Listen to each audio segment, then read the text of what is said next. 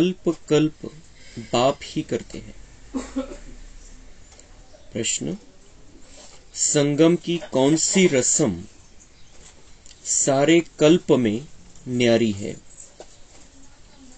उत्तर, सारे कल्प में बच्चे बाप को नमस्ते करते हैं, लेकिन संगम पर बाप बच्चों को नमस्ते करते हैं।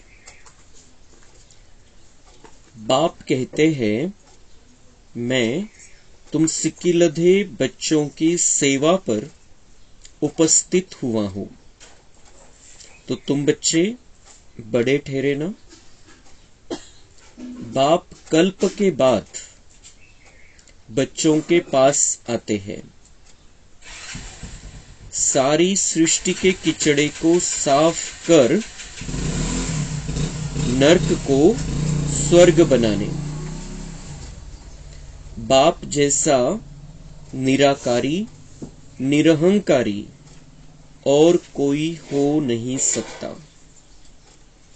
बाप अपने थके हुए बच्चों के पांव दबाते हैं। ओम शांति। बाप आने से ही पहले पहले बच्चों को नमस्ते करे या बच्चे बाप को नमस्ते करे? सुरुवातीलाच बाबांनी प्रश्न विचारला की मी बच्चांना नमस्ते करू की बच्चांनी मला नमस्ते करायला पाहिजे? कोणी उत्तर दिलं तिथं, बच्चे बाप को नमस्ते करे, बच्चांनी बाबांना नमस्ते करायला पाहिजे, कोणीतरी उत्तर दिलं। बाबा म्हणताय नहीं, पहले बाप को नमस्ते करना पड़े। संगम युग की रस्म रिवाज ही सबसे न्यारी है। बाप खुद कहते हैं, मैं तुम सबका बाप तुम्हारी सर्विस में आकर उपस्थित हुआ हूं, तो जरूर बच्चे बड़े ठहरे ना। तो बाबा म्हणताय, संगम युगाची रसम रिवाज, रीती रिवाज सगळ्या युगांपेक्षा वेगळी आहे। बाबा निराकारी, निरहंकारी आहे आणि तो आपल्या सेवेसाठी आलेला आहे, या भावनेने तो आलेला आहे। सर्व शक्तिवान, सगळ्या देवांचा देव, सगळ्यात मोठा, ज्याच्यापेक्षा मोठा कोणीही नाहीये, तो इतका निरंकारी। भावना काय त्याची की मी बच्चांच्या सेवेसाठी इथं आलेलो आहे, सेवेसाठी इथं आलेलो आहे, म्हणजे सेवाधारी म्हणून आलेला आहे। तर बाबा म्हणते, फिर बच्चे बड़े ठहरे या मैं बड़ा ठहरा? मैं बच्चों की सेवा में हूं, मी सेवक म्हणून आलेलो आहे। हा निरंकारीपणाचा कळस आहे। याच्यापेक्षा जास्त कोणामध्ये कशा प्रकारची निरंकारिता राहू शकते? इतका मोठा बाप, जो ज्याच्यामध्ये एवढी ताकद आहे की तो एका सेकंदामध्ये या सृष्टीला पलटवून टाकू शकतो, इतकी ताकद आहे, इतका शक्तिशाली आहे, आणि तो इतका निरहंकारी आहे। या भावनेने आलेला है कि मुझे बस बच्चों की सेवा करनी है। रोज आता है मुरली चलाने के लिए परमधाम से, बच्चों को पहले नमस्ते करता है, पहले वो नमस्ते करता है, फिर हम उसको नमस्ते करते हैं। भगवान हमें पहले नमस्ते करता है मुरली में भी। और ऐसे भी बाबा म्हणता है, लेवल ही आहे, स्थिती अशी आहे की मी तुमच्या सेवेसाठी आलेलो आहे, म्हणून तुम्ही माझ्यापेक्षा मोठे झाले। हा त्याचा मोठेपण आहे। सत्य आपल्याला माहिती है कि वो कितना बड़ा है, कितना ऊंचा है, कितना श्रेष्ठ है, कितना दिव्य, सिर्फ हमारा भाग्य बनाने के लिए हमारे द्वारा कार्य करा रहा है। जी काही सेवा करून घेतोय तो आपलं भाग्य बनवण्यासाठी करून घेतोय। तो एकटा सगळं काही करू शकतो, एकट्यामध्ये इतकी ताकद आहे। आणि एका दिवसात या दुनियेला बदलून स्वर्गामध्ये परिवर्तन करू शकतो. इतकी ताकद आहे त्याच्यामध्ये. पण तो हे का करत नाही? कारण त्याला आपलं भाग्य बनवायचं. आणि तो इतकी त्याच्यामध्ये कॅपॅसिटी असताना सुद्धा भावना ही आहे त्याची की मैं बच्चों की सेवा के लिए आया हूं. तर आपल्याकडे कितीही पैसा असू द्या, कोणतंही पद असू द्या, कोणतीही पोझिशन असू द्या, कोणत्याही प्रकारचा मान सन्मान असू द्या समाजामध्ये, आपल्याला तर इतकासा सुद्धा निरहंकारिता जी आहे ती एकदम प्युअर स्थितीमध्ये आपल्यामध्ये पाहिजे. इतकासा सुद्धा किंचित सुद्धा अहंकार कोणत्याही गोष्टीचा झाला नाही पाहिजे. चाहे हमारे धर्म का, पद का, पोजीशन का, उम्र का, स्त्री पुरुष का, कोई प्रकार का अहंकार हमारे अंदर नहीं आना चाहिए. ये बाबा हमें सिखाता है. वो इतना बड़ा होते हुए भी इतनी निरहंकारिता आहे. तो असं म्हणतोय की मी पहिले नमस्कार करायला पाहिजे तुम्हाला, कारण मी तुमच्या सेवेसाठी आलेलो आहे, मी तुमचा सेवक आहे. तर याच्यातून बाबा आपल्याला शिकवतोय निरहंकारी बनायला.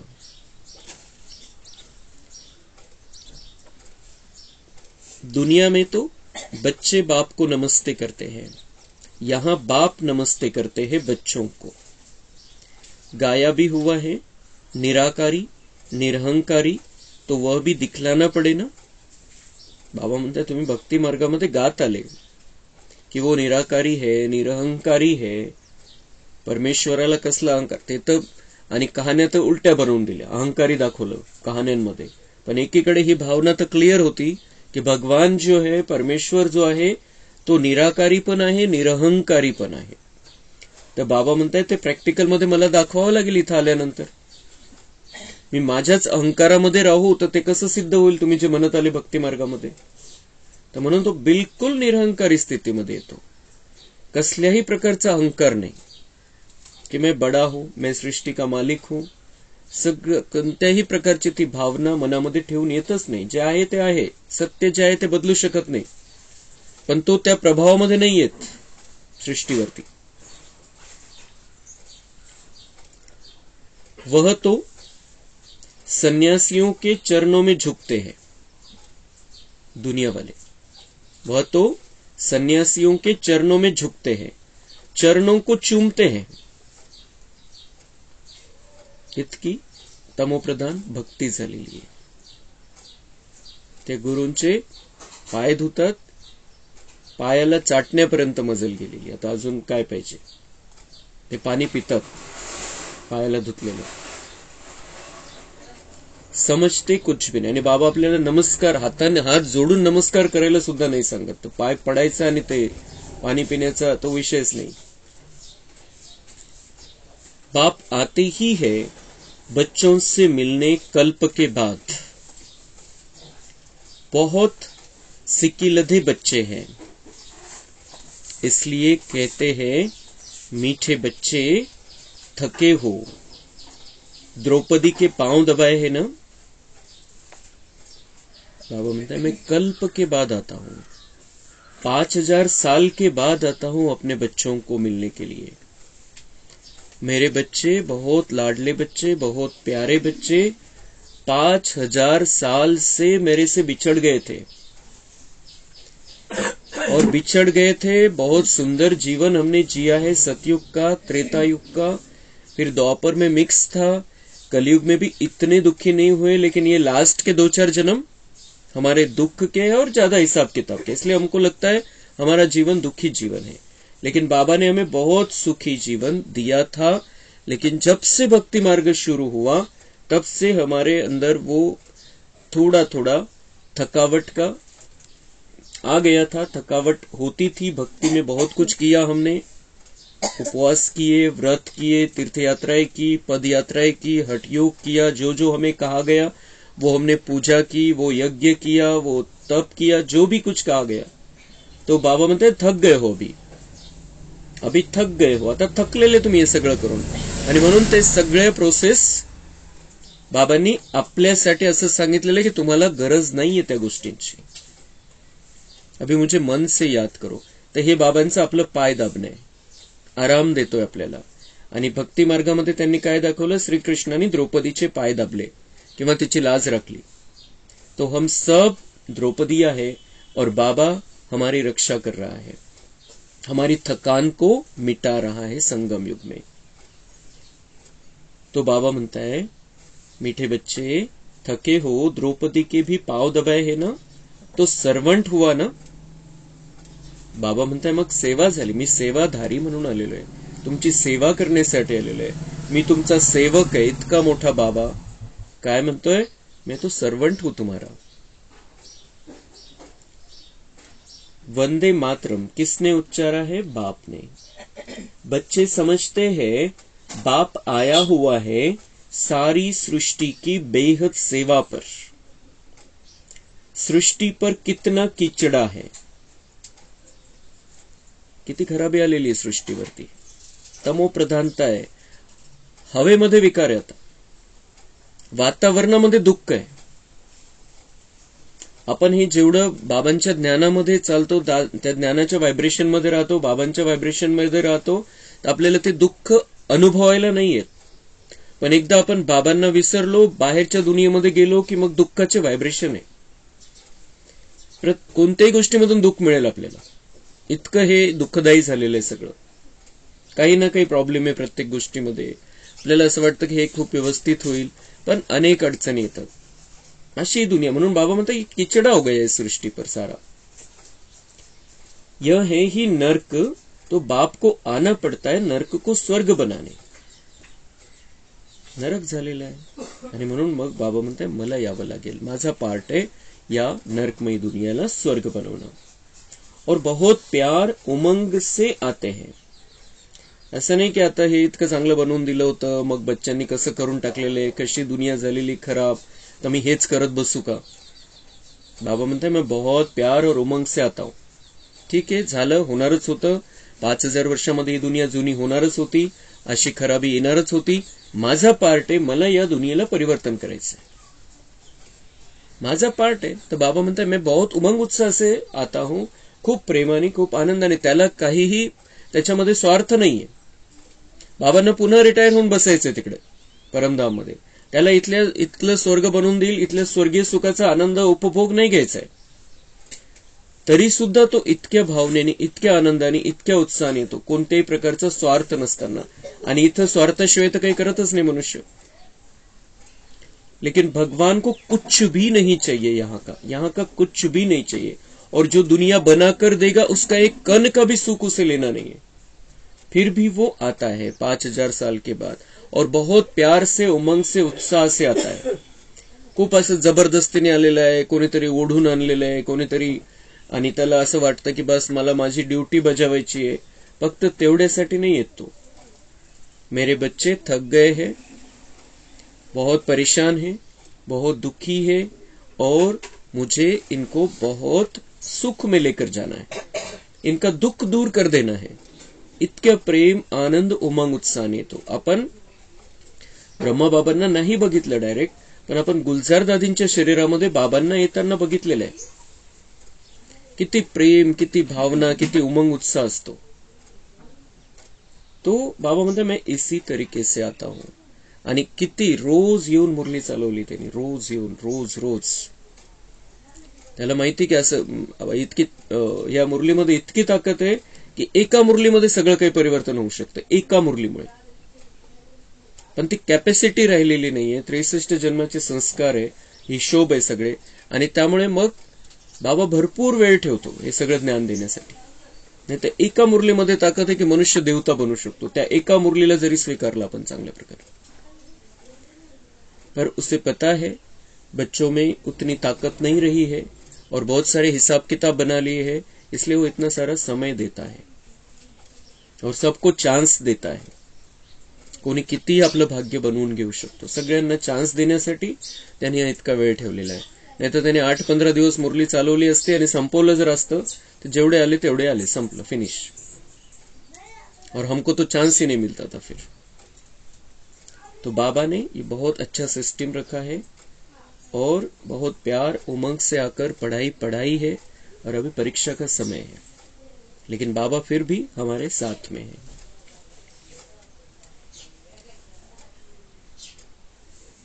बहुत प्यार उमंग से आते हैं, जानते हैं मुझे बच्चों की सेवा में आना है, कल्प कल्प सेवा पर उपस्थित होना है। जब वह खुद आते हैं तब बच्चे समझते हैं बाप हमारी सेवा में उपस्थित हुए हैं, यहाँ बैठे सभी की सेवा हो जाती है। ऐसे नहीं सबके पास जाता होगा, सर्वव्यापी का अर्थ भी नहीं जानते। सारी सृष्टि का कल्याणकारी दाता तो एक है ना, उनकी भेंट में मनुष्य कोई सेवा कर न सके, उनकी है बेहद की सेवा। बाबा म्हणतात मी आल्यानंतर सगळ्या सृष्टीची सगळ्यांची सेवा करतो, कोणी कुठलाही असू द्या, कोणताही धर्मवाला असू द्या, मी सगळ्यांसाठी इथं उपस्थित आहे। असं नाही की मी कणाकणामध्ये उपस्थित आहे आणि सगळ्यांच्या समोर प्रत्येकासमोर वैयक्तिक जाईल। बाबा मधुबन में आता था और फिर मुरली क्लास रखे हैं, वहां पर बाबा चक्कर लगाता है। ऐसे नहीं कि हर एक बच्चे के पास जाएगा, लेकिन सेवा वो भावना, इसी भावना से आया है कि मुझे सारी सृष्टि को बदलना है, हर एक आत्मा का कल्याण होना चाहिए। सभी धर्मों के लिए वास्तव में एक गीता है मुख्य। सब धर्म वालों को मानना चाहिए, परंतु मानते कहाँ है? सभी धर्म गीता जी आहे हे मुरलीचं यादगार आहे, भगवद्गीता मुरलीचं यादगार आहे। त्या आत्म्यांना जेवढं आठवलं त्यांनी ते लिहून काढलं 2500 वर्षानंतर। तर ती स्टार्टिंग आहे, तिच्यापासून स्टार्टिंग आहे, बाकी सगळे नंतर निघालेले, बाकी सगळ्या धर्माचे शास्त्र। तर बाबा म्हणताय वास्तविक गीता मुख्य आहे, सभी धर्म वालों को मानना चाहिए, परंतु मानते काय? प्रॉब्लेम काय झाला? त्याच्यामध्ये कृष्णाला भगवान मानलं गेलं। कृष्णाचा जो बाप आहे शिव परमात्मा त्याला विसरले। नाही तर जर ते बिंदू स्वरूप असतं, बिंदू स्वरूप जर बुद्धीमध्ये असतं, तो ज्योत स्वरूप परमात्मा त्याने हे ज्ञान दिलेलं हे जर असतं तर त्या भगवद्गीतेलाही सगळ्यांनी मानलं असतं। पण त्याच्यामध्ये श्रीकृष्णाला त्याला हिंदूची देवता म्हटलं गेलं, त्यामुळे बाकीचे धर्मवाले नाही मानत। पण बाबा म्हणतात त्याच्यामध्येच थोडं आलेलं आहे मुरलीतलं, परंतु मानते कहाँ है? मुसलमान, क्रिश्चियन आदि बड़े कट्टर हैं, वह अपने धर्मशास्त्र को ही मानते हैं, अपने धर्मशास्त्र को मानते। बाबा म्हणतात हे जे आहे बाकीचे धर्मवाले खूप कट्टर आहे, आपल्या धर्मशास्त्राला मानतात, धर्मशास्त्राला मानतात। परिस्थिती अशी आहे की धर्मशास्त्राला मानतात, धर्मशास्त्रामध्ये काय लिहिलेलं हे नाही मानत। ते त्या शास्त्राला मानतात की बाकीच्या शास्त्राकडे बघायचं नाही, हे शास्त्र बस कुराण बायबल हे जे आहे हेच आहे, हेच मुख्य आहे असं मानतात। पण त्याच्यामध्ये काही चांगल्या गोष्टी सांगितलेल्या त्या नाही मानत। तो शास्त्रों को मानते, शास्त्रों की नहीं मानते वो। जब मालूम पड़ता है कि गीता प्राचीन है तब मंगाते हैं, परंतु यह तो जानते नहीं कि भगवान ने गीता कब सुनाई। चिन्मयानंद कहते हैं 3500 वर्ष बिफोर क्राइस्ट गीता के भगवान ने गीता सुनाई। तर बाबा म्हणताय कोणी कोणी काय सांगतं, कोणी काय सांगतं, त्याच्यामध्ये तो चिन्मयानंद म्हणून आहे कोणी, तर बाबा म्हणताय उसने बताया कि 3500 वर्ष पहिले येशू ख्रिस्त के ये गीता सुनाई गई, म्हणजेच आजपासून 5500 वर्षापूर्वी। ते सगळ्यांनी असे आपले आपले अंदाज लावलेले। इस समय तो सभी धर्म हैं, सभी धर्मों की गीता द्वारा सदगति करने बाप आया हुआ है। गीता बाप की उच्चारी हुई है, ये गीता बाप की उच्चारी हुई है। कौन सी गीता? ये मुरली रूपी गीता बाबा ने सुनाई है, और इसी मुरली रूपी गीता का रूपांतरण 2500 साल के बाद व्यास ने किया। त्याला जेवढं आठवलं तेवढं। व्यास हा ज्ञानामधला बाबांचा बच्चा होता संगम युगामध्ये। त्यांनी जी गीता लिहिली 2500 वर्षानंतर लिहिली, तोपर्यंत 21व्या जन्मानंतर त्याने ती गीता लिहिली, आणि त्यामुळे ते आपल्याला मागच्या जन्मातलं काही आठवत नाही। इतक्या जन्मानंतर मग थोडंसं ते आत्म्यामध्ये रेकॉर्डिंग असेल, तपस्येच्या प्रभावाने, आत्मिक शक्तीच्या प्रभावाने थोडं आठवलं आणि त्याने ते लिहून काढलं। तो गीता बाप की उच्चारी हुई है, उसमें बाप के बदले बच्चे का नाम डाल मुश्किलात कर दी है। बाबा म्हणता है वो मैंने सुनाया था, और उसमें उन्होंने भक्ति मार्ग में बाप के बदले बच्चे का नाम डाला, शिव का नाम नहीं डाला, बच्चे का नाम डाला, श्री कृष्ण का नाम डाल दिया। आणि म्हणून किती अवघड झाले आहे, सगळे धर्मवाले स्वीकारत नाही। बाबांनाही किती वेळा स्पष्ट करावं लागतं, सिद्ध करून दाखवावं लागतं क्या मैंने सुनाया है वो तो। इससे सिद्ध नहीं होता कि शिवरात्रि कब मनाएं। शिव जयंती और कृष्ण जयंती लगभग हो जाती, शिव जयंती समाप्त होती और कृष्ण का जन्म हो जाता। शिवरात्रि मतलब बाबा का यादगार, बाबा के अवतरण का यादगार। बाबा आते हैं, ज्ञान सुनाते हैं, ज्ञान से सद्गति हो जाती है और ये दुनिया का महापरिवर्तन हो जाता है और श्री कृष्ण का जन्म हो जाता है। आणि म्हणून शिवरात्री नंतर श्रीकृष्ण जयंती। शिवरात्री म्हणजे बाबांचं कार्य संपलं आणि श्रीकृष्णाचा जन्म होऊन जाणार लगेच। कभी भी श्री कृष्ण ज्ञान यज्ञ नहीं गाया जाता, रुद्र ज्ञान यज्ञ गाया जाता है, उनसे ही विनाश ज्वाला प्रज्वलित हुई। दुनियेमध्ये श्रीकृष्ण ज्ञान यज्ञ कोणीच नाही म्हणत, रुद्र ज्ञान यज्ञाची म्हटलं गेलेलं आहे, शब्द भक्ती मार्गामध्ये जो आलेला आहे। तर ते आहे कुठेतरी रेकॉर्डिंग, पण नेमकं काय ते कोणाला माहिती नाही, म्हणून गुंतागुंत झालेली, घोटाळा झालेला आहे, सगळं अवघड झालेलं आहे।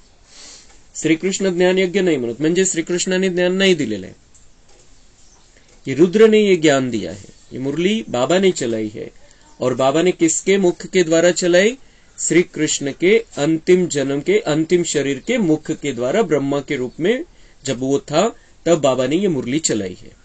श्री कृष्णाच्याच मुखाद्वारे ज्ञान दिलं, पण तो त्या रूपामध्ये नव्हता, त्याचं रूप बदललेलं होतं आणि ज्ञान देणारा पण तो नव्हता, त्याच्यामध्ये येऊन शिवबाबांनी ज्ञान दिलेलं आहे। आणि हे ज्ञान जे दिलेलं आहे, हे जे ज्ञान यज्ञ रचला बाबांनी, त्याच्यामधूनच ही विनाशाची ज्वाला प्रज्वलित झाली, या दुनियेचं महापरिवर्तन होत असतं मग दर कल्पामध्ये। सो तो बरोबर देख रहे हो, बाबा म्हणते तुम्ही बघताय, जेव्हापासून मी आलेलो आहे ही विनाशाची प्रोसेस स्पीड पकडतीये, तुम्ही बघताय। बाबा जेव्हापासून आलाय हे सगळी तयारी पण जोरात चाललेली आहे त्यांची। आदि सनातन देवी देवता धर्म की फिर से स्थापना हो रही है, फिर और धर्म रहेंगे नहीं। कृष्ण भी तब आए जबकि सभी धर्म न हो। यह भी समझ की बात है ना, कृष्ण केव्हा येईल या धर्तीवरती? जेव्हा बाकीचे धर्म नसतील। एक देवी देवता धर्म आणि त्या धर्माची ती आत्मा आहे, स्टार्टिंग त्याच्यापासून आहे। म्हणून बाबा म्हणते ये सभी धर्म खत्म हो जाएंगे और फिर कल्प के बाद आएंगे। 2500 वर्षानंतर पुन्हा ते धर्माचं चालू होऊन जाईल, पण त्याच्या आधी 2500 वर्षापर्यंत हे बाकीचे धर्म येण्याच्या आधी या दुनियेमध्ये फक्त देवी देवता आहे। म्हणून बाबा म्हणते श्रीकृष्ण केव्हा येऊ शकतो या दुनियेमध्ये? जेव्हा इतर कुठलाही धर्म नाही, सगळी देवी देवता धरतीवरती मग त्याच्यानंतर यायला लागतील। कृष्ण भी तब आए जबकि सभी धर्म न हो, यह भी समझ की बात है ना। सतयुग में सूर्यवंशी देवी देवताओं का राज्य था, तो जरूर थोड़े मनुष्य होंगे, बाकी सब आत्माएं मुक्ति धाम में रहती है। भगवान से तो सबको मिलना होता है ना, बाप को सलाम तो करेंगे ना। बाप भी फिर से आकर सलाम करते हैं बच्चों को, बच्चे फिर बाप को करते हैं। हर समय इस समय बाप चैतन्य में आया हुआ है, फिर वहां सभी आत्माएं बाप से मिलेंगी जरूर, सबको भगवान से मिलना जरूर है। कहाँ मिले? यहाँ तो मिल न सके, क्योंकि कोटों में कोई में भी कोई ही आएंगे। तो सब भक्त कब और कहाँ मिलेंगे? जहां से भगवान से बिछुड़े हैं वहां ही जाकर मिलेंगे। भगवान का निवास स्थान है ही परम धाम। बाप कहते हैं मैं सभी बच्चों को परम धाम ले जाता हूं दुख से लिबरेट कर। यह काम उनका ही है। अभी तो देखो अनेक भाषा आहे। बाबा म्हणताय इथं सर्वांना यायचं जे मुख्य आहे, जे सतयुग आणि त्रेतायुगातल्या आत्माए बाबांशी मिलन मनवणार कोणत्या ना कोणत्या पद्धतीने। त्याच्यानंतर जे धर्म स्थापन करणारे आत्मे तेही बाबांकडे येणार, थोडंफार ते प्रेरणा घेऊन जाणार, त्यांना काय करायचंय द्वापर नंतर ती प्रेरणा बाबांकडून इथं येऊन घेऊन जाणार। पण बाकीचे सगळे तर बाबा म्हणताय मला इथं नाही भेटणार। 31 कोटीच्या बाहेरचे इतकी सगळी 800 करोड दुनिया आहे, ते तर मला नाही भेटणार। त्यांना परिचय भेटून जाईल बाबांचा आणि बच्चांद्वारे बाबा प्रत्यक्ष होईल, पण बाबांशी त्यांचं मिलन नाही होणार आहे। बाबा म्हणताय मैं परमधाम में लेकर जाऊंगा, अपने घर में वो मेरे साथ में रहेंगे। बस मिलनाचा अनुभव नहीं, पण राहतील सोबत बाबांच्या बाकीचे आत्मे।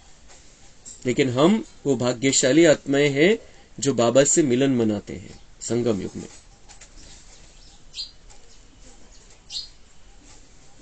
अभी देखो अनेक भाषाएं हैं, अगर संस्कृत भाषा शुरू करे तो इतने यह सब कैसे समझे.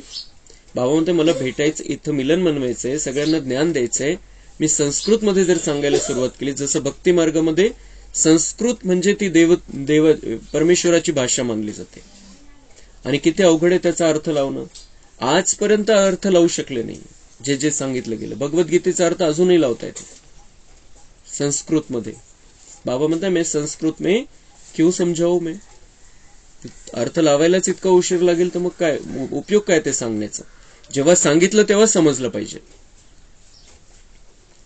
आणि सगळ्यांना कसं समजेल. बाबा म्हणतात मी जर संस्कृत चालू केली तर.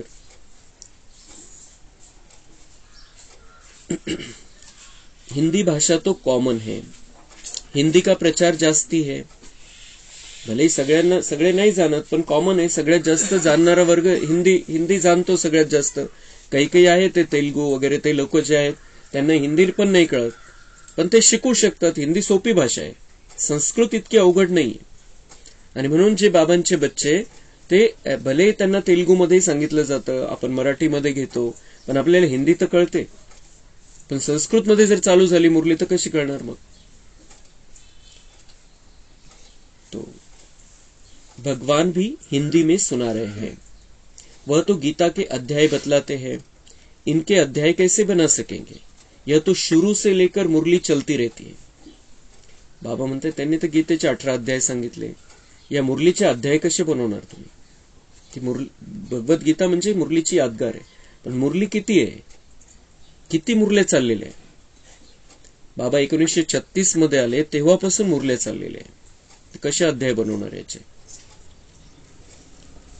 बाप को आना ही है पतित सृष्टि को पावन बनाने. हेवनली गॉडफादर तो जरूर स्वर्ग ही क्रिएट करेगा, नर्क थोड़ी रचेगा. नर्क की स्थापना रावण करते हैं, स्वर्ग की स्थापना बाप करते हैं. उनका राइट नाम शिव ही है. शिव अर्थात बिंदी, आत्मा ही बिंदी है ना. तर बिंदी रूप हमारी बुद्धी में सदा रहना चाहिए. मग विस्तार समाप्त होऊन जाईल. जो पसारा आपण करून ठेवलेला तो सगळा समाप्त करायचा आहे. जो कर्माचे हिशोब आपण करून ठेवलेले त्या पसाऱ्याला आवर्त घ्यायचा आता, क्योंकि अंतिम समय है. अभी हम बिंदी रूप है, परमात्मा भी बिंदी रूप है, और ये ड्रामा बिंदी है. ड्रामा आपल्याला पक्का पाहिजे. ड्राम्याचा धडा जर पक्का असेल तर कोणाचाही पार्ट आपण स्वीकारू शकतो. आणि त्या पार्टमुळेच आपल्याला प्रॉब्लेम होतो. ये ऐसा क्यों कर रहा है, वो वैसा क्यों कर रहा है, इसने ऐसा करना चाहिए, उसने वैसा करना चाहिए, त्याला कळतं का, त्याला समजतं का. ये सब कुछ हमें खत्म कर देना है. मैं आत्मा बिंदी, बाबा बिंदी और ड्रामा बिंदी, फुल स्टॉप. ड्रामामध्ये जो पार्ट आहे ज्याची रेकॉर्डिंग ज्या प्रकारची आहे त्या प्रकारेच तो वागणार, त्या प्रकारेच तो काही करणार. 84 जन्माची रेकॉर्डिंग, इतक्या छोट्याशा आत्मारूपी सीडी मध्ये 84 जन्माची सेकंदाची रेकॉर्डिंग आहे. म्हणून आता कोणावरही नाराज व्हायचं नाही, कोणालाही परेशान करायचं नाही, कोणामुळे परेशान पण व्हायचं नाही. हर एक आत्मा का अपना अपना पार्ट है. आणि संगम युगामध्ये आपण प्रत्येकाला आपला आपला पार्ट बजावण्यासाठी उलट सपोर्ट करायला पाहिजे, आणि शुभ भावना ठेवायला पाहिजे, कल्याणाची भावना ठेवायला पाहिजे. हे पुण्य जमवण्याचं साधन आहे. जर आपण कोणाविषयी कल्याणाची भावना ठेवू, शुभ भावना ठेवू, तर याच्यातून आपलं पुण्य जमा होतं. कोणाविषयी जर दुर्भावना ठेवली, तो कोणाविषयी जर असं ठेवलं की याला कळत नाही, याला अक्कल नाही, याला समजत नाही, तर आपण पाप करतोय. हर एक आत्मा का अपना अपना पार्ट है, फिक्स पार्ट है. तो म्हणून बाबा म्हणता है मैं आता हूं इस नर्क को स्वर्ग बनाने. तुम सिर्फ ज्ञान के आधार से अपने जीवन को चलाते रहो. ये दुनिया नर्क से स्वर्ग बदल जाएगी और तुम स्वर्ग में रहने चलोगे.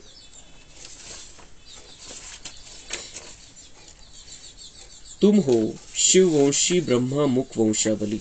तुम ब्राह्मण फिर सो देवता बनेंगे. जो ब्राह्मण बनते हैं, जो बाबा के बच्चे बनते हैं, वही देवता बनने वाले. और अभी कोई 1-2 जन्म, 10 जन्म, 5 जन्म की बात नहीं है, 50 साल 100 साल की बात नहीं है. 12, 13, 14 साल के बाद हम देवता बन सकते हैं.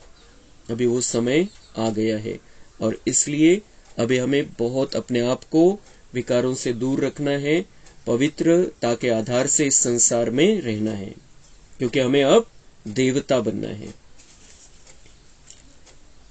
शिववंशी ब्रह्मा. आपल्याला बाबा म्हणतात तुम कौन हो, तुम साधारण नहीं हो, तुम हो शिववंशी. कोणत्या वंशाचे? शिवाच्या वंशाचे, आणि जन्म कसा झालेला आहे? ब्रह्माच्या मुखाद्वारे. जो या प्रजेचा पिता आहे, संपूर्ण मनुष्य सृष्टीचा जो मेन आहे, त्याच्या मुखाच्या द्वारे बाबांनी आपल्याला जन्म दिलेला आहे.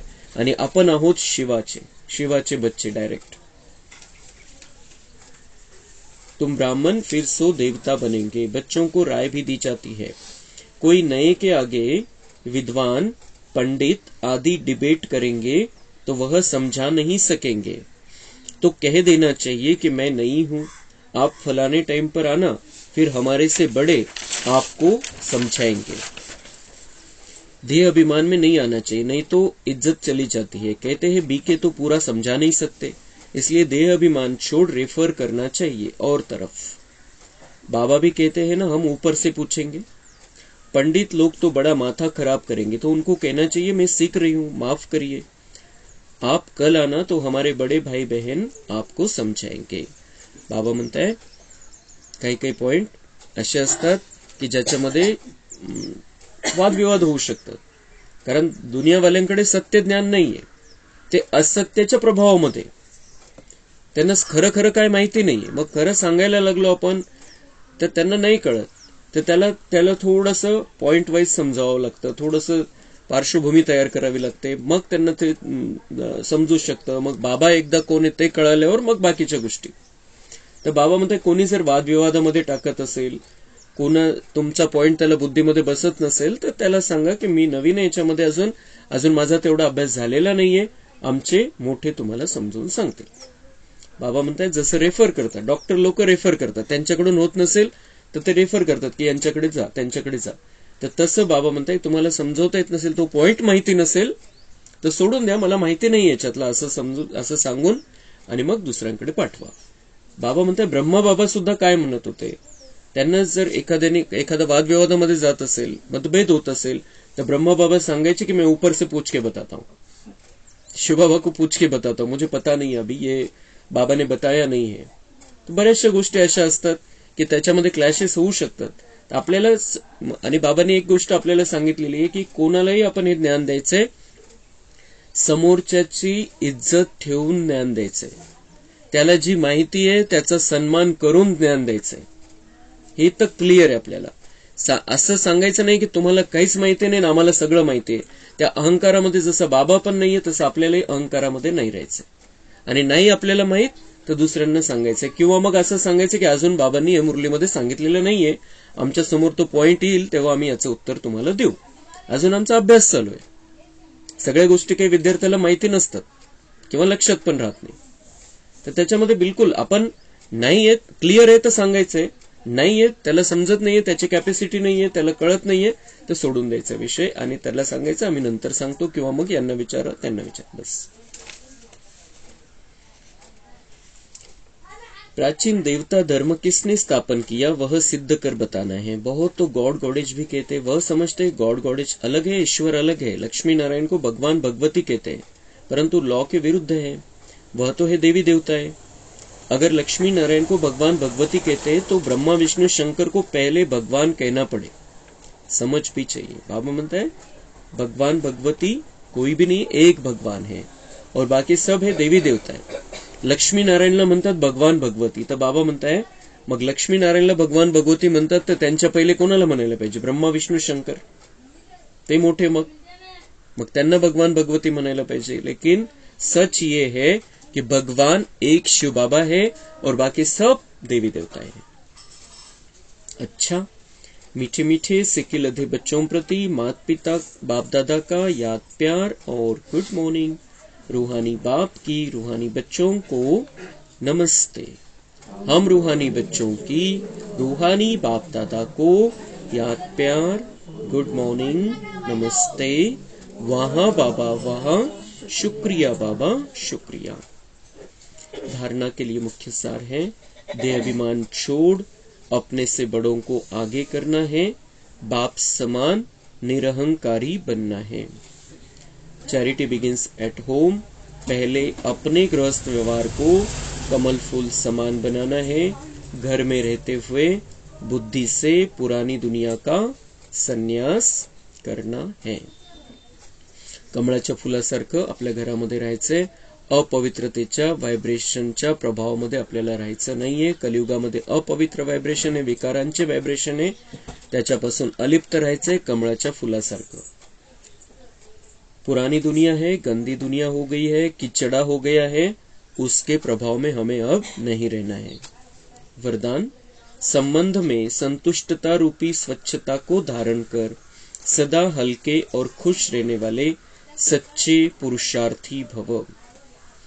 सारे दिन में वैरायटी आत्माओं से संबंध होता है, उसमें चेक करो कि सारे दिन में स्वयं की संतुष्टता और संबंध में आने वाली दूसरी आत्माओं की संतुष्टता की परसेंटेज कितनी रही.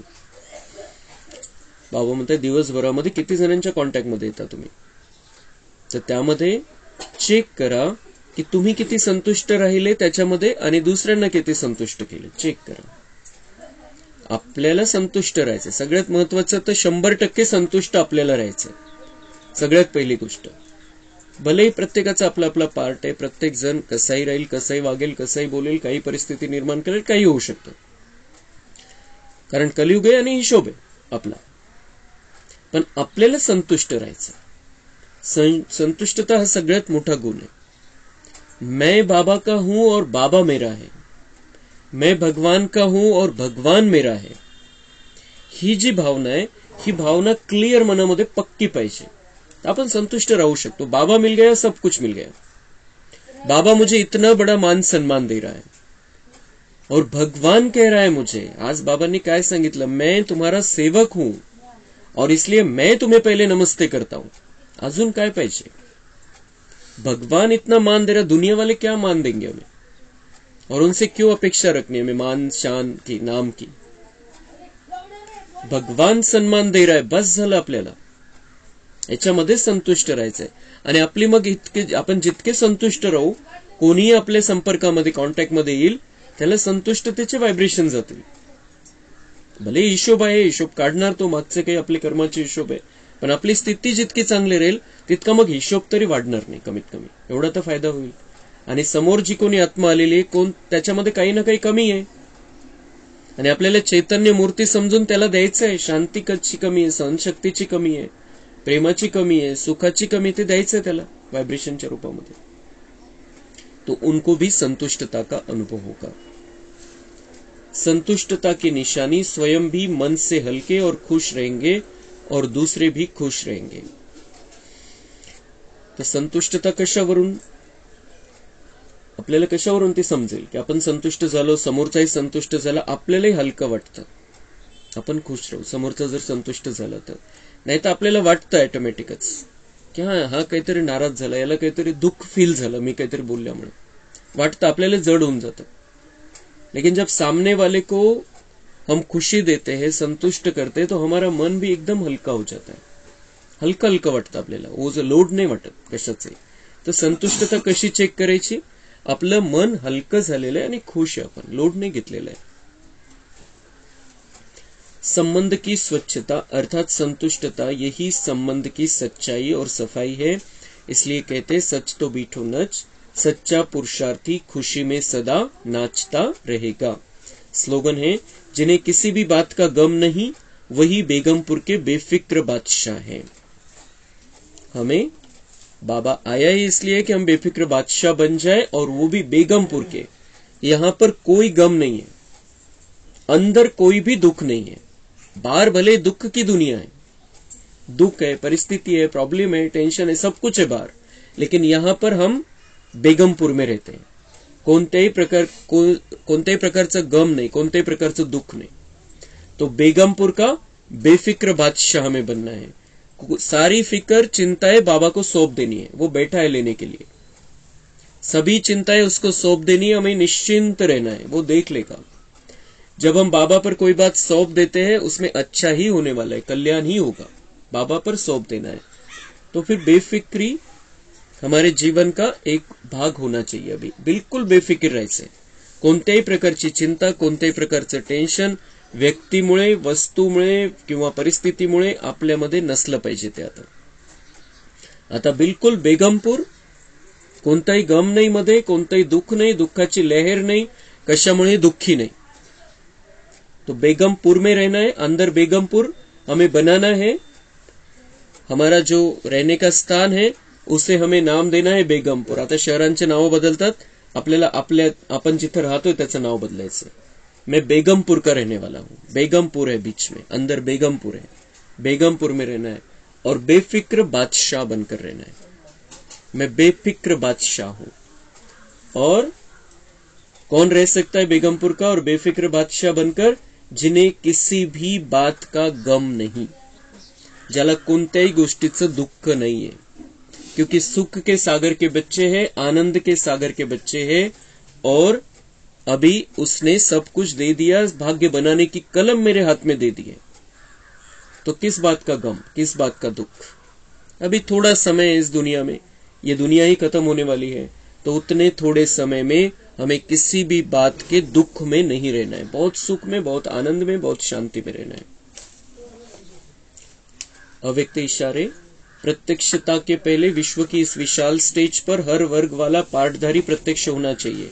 हर वर्ग का अर्थ ही है विश्व की सर्व आत्माओं के वैरायटी वृक्ष का संगठन रूप। कोई भी वर्ग रह न जाए जो उलहना दे कि हमें तो संदेश नहीं मिला। इसलिए नेता से लेकर झुग्गी झोपड़ी तक जो भी वर्ग है, पढ़े हुए, सबसे टॉप साइंसदान और फिर जो अनपढ़ है, उन सबको संदेश देकर अपने जीवन के प्रत्यक्ष प्रमाण द्वारा समीप संबंध में लाने की सेवा करो, तब प्रत्यक्षता होगी। बाबा म्हणते कोणी किती सायन्समध्ये मोठा असू द्या, विज्ञानामध्ये मोठा असू द्या, राष्ट्रपती असू द्या, जज असू द्या मोठ्या, सगळ्यात मोठा, किंवा मग झोपडीमध्ये राहणारा कोणी असू द्या, प्रत्येकापर्यंत हा बाबांचा संदेश आपल्याला पोहोचवायचा आहे आणि सगळ्यांच्या समोर बाबांना प्रत्यक्ष करायचं आहे, कारण प्रत्येकाला आपला वारसा हक्क बाबांकडून घेण्याचा अधिकार आहे, कारण सगळे बाबांचे बच्चे। त्यांनी आपल्याला नाही म्हटलं पाहिजे की तुम्ही आम्हाला सांगितलं नाही। कोण्यापर्यंत आणि एका व्यक्तीपर्यंत संदेश गेला पाहिजे बाबांचा। आणि तो संदेश पण कसा? त्यांना आपण सांगायचं आहे की आपका बाबा है, हमारा भी बाबा, आपका भी बाबा है, और आप बाबा के पास आओ, कोर्स कर लो, ज्ञान प्राप्त कर लो। वारसा हक्क त्याला घेण्याचा अधिकार आपण द्यायचा आहे आपल्या माध्यमातून। तो बाबा म्हणता है कि बाबा फिर प्रत्यक्ष होगा, तुम्हारी सेवा सफल हो जाएगी, तुम्हारा भाग्य बन जाएगा, उनका भी भाग्य बन जाएगा। अच्छा, ओम शांति। कम बोलो, धीरे बोलो, मीठा बोलो।